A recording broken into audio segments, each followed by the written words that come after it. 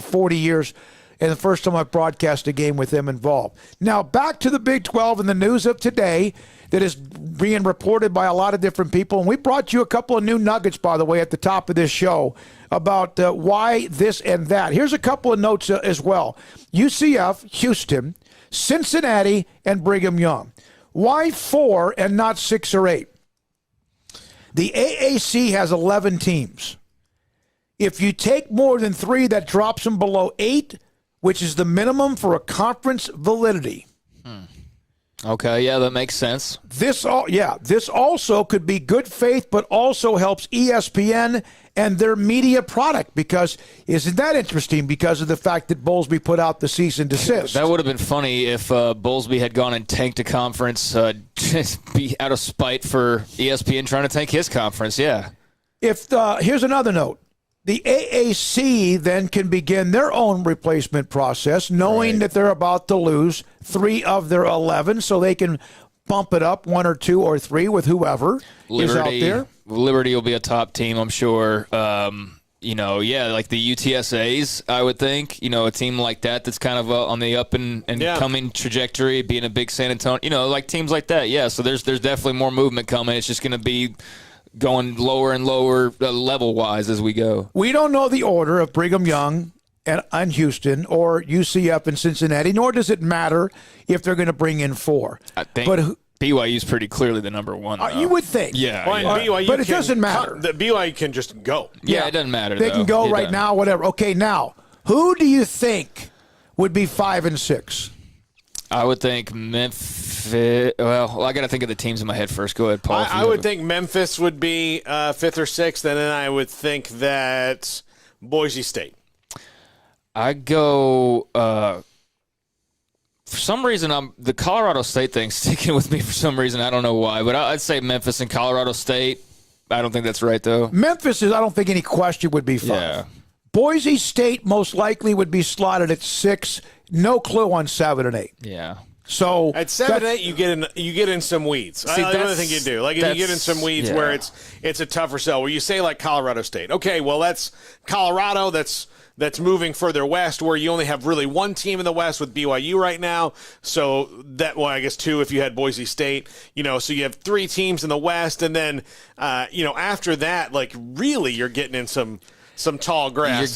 You're getting into like SMU again, which I mean is fine, and I would imagine that they were a team that was discussed. But the Houston argument, that makes sense. The Dallas argument, that's not even the same thing. Like they don't need the Dallas market the way that they might need the Houston market. I think they have schools surrounding that area, from Tech to TCU to even Baylor just down the road, really. Oklahoma State.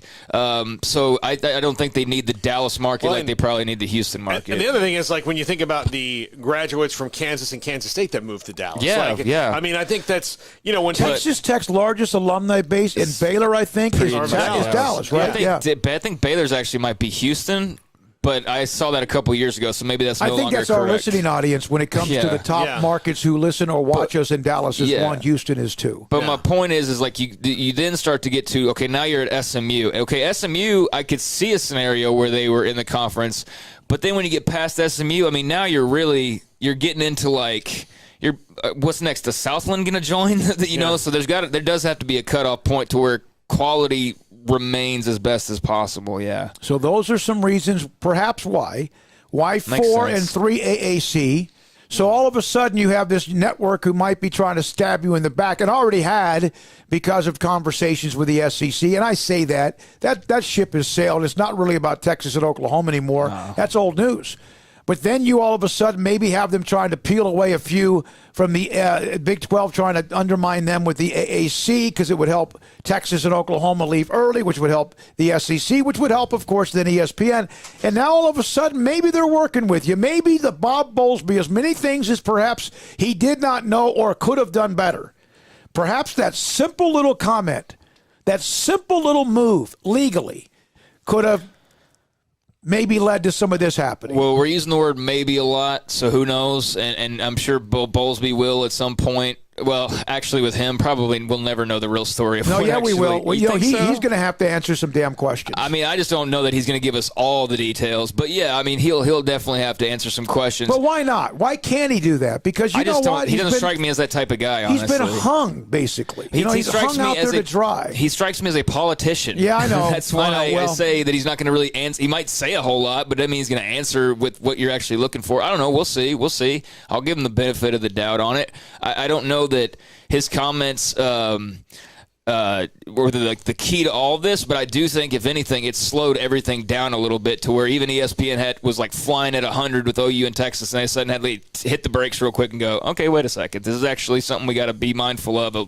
major lawsuit potentially. So, yeah, I think if anything, just that little comment at least just sort of put everything to a stop for a second, let everybody kind of review the pieces on the chessboard, so to speak, and then move from there. All right, this guy who's doing Permian Radio is about to tear down this sheet off the window. I'll help him out in the break. Just knock on the window, Paul. Okay.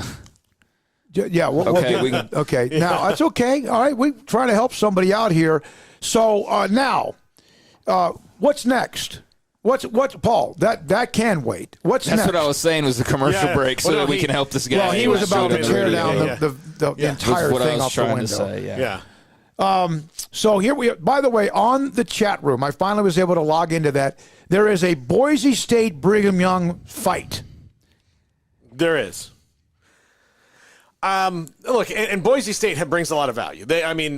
Compared to a lot of teams. But like BYU, again, there's only one other school that can claim what they can claim, and it's Notre Dame, and maybe on a different level because Notre Dame's been, the college football royalty for forever.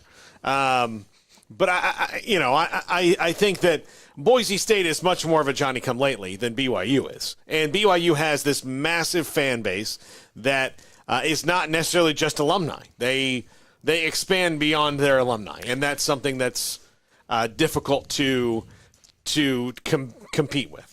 Yeah, I mean, I think it's pretty obvious how the Big 12 viewed it. No, I mean, not only is Boise State not in the 4, they're at best 5th, and you could make the argument that BYU was probably number 1. I mean, we'll find out, but I can't imagine they weren't either the first or second choice that the Big 12 was making. So, I mean, to me, with no dog in the fight and no real knowledge of the details of what everybody's getting into or whatever, have an immense amount of respect for Boise. But I think it's pretty clear by the Big 12's movement of the Boise versus BYU argument. And look, the only reason that BYU is not in the Pac-12 because they want to be in the – if you ask any of their alumni, they wanted to be in the Pac-12. They thought they were going to the Pac-12. Well, that did not happen because the Pac-12 has this deal about religious schools, and BYU is not going to play on Sundays, which we talked about it yesterday or the day before. You're really talking about probably 25 days a year where you're going to have to move, like not even half the Sundays, less than half the Sundays, I would say,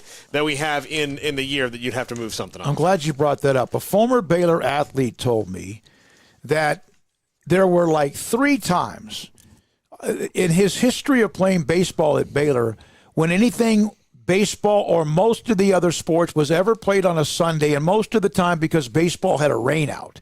And